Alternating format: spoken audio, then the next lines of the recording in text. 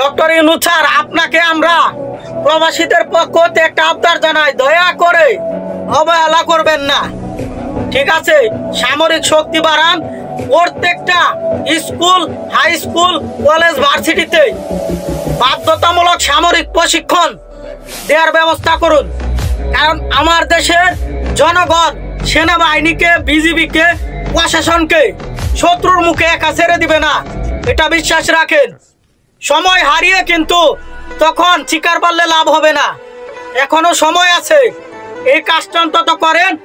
আর সামরিক প্রশিক্ষণ বাড়ানোর ক্ষেত্রে যদি আপনারা ফান্ড করেন, আমরা প্রবাসীরা এগিয়ে আসবো, কোনো সন্দেহ নাই। আপনার কাছে আরো একটা অনুরোধ, আপনি যতদিন সরকারে আছেন যত বেশি পারেন বেকারগুলাকে দেশ থেকে বিদেশে পাঠান অল্প খরচে। এখন যা রেমিটেন্স ঢুকছে, আমার বিশ্বাস যত পোলাপান এখনো দেশ থেকে বাইরে আসার জন্য আগ্রহ দেখাইতেছে, আমরা যারা জানি, তাতে বাংলাদেশে আরো ডাবল রেমিটেন্স ঢুকবে। বাংলাদেশের অর্থনীতি কেমনে সব আপনার সচ্ছলতা ফিরে আসবে।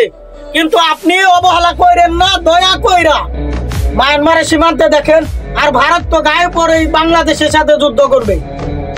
আজকে যদি পাকিস্তান, তারা পাকিস্তানে যে আমাদের যত আমরা শত্রু বলি, স্বৈরাচার যেভাবে আমাদের দেশের ঘাড়ে বসেছিল 1971 সালের, ওই স্বৈরাচারও আপনারা একই কাজ করেছিল।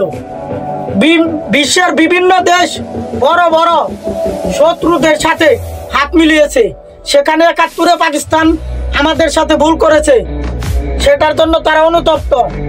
এবং তারা এখনো বলে যে তারা বাংলাদেশকে কেউ যদি আঘাত করে তারা বাংলাদেশের পাশে থাকবে। এটা কে বলবে আপনাকে? তাই যাদের সাথে সম্পর্ক ভালো রাখলে আমার দেশ সুরক্ষা থাকবে, আমার দেশের মানুষ সুরক্ষা থাকবে। আফগানিস্তান, পাকিস্তান, চীন, তাদের সাথে সম্পর্ক করুন। অর্থনৈতিক শক্তি বাড়াতে আরো আপনার বেকার যুবকদেরকে দেশের বাইরে পাঠান। যারা দেশে শিক্ষিত আছে তাদেরকে সামরিক প্রশিক্ষণ দেন। কারণ বাংলাদেশ নিয়ে আমরা প্রবাসীরা প্রচুর ভাবি, দেশ ছেড়ে তো আমরা আছি, দেশের মায়েরা কি আমরা বুঝি।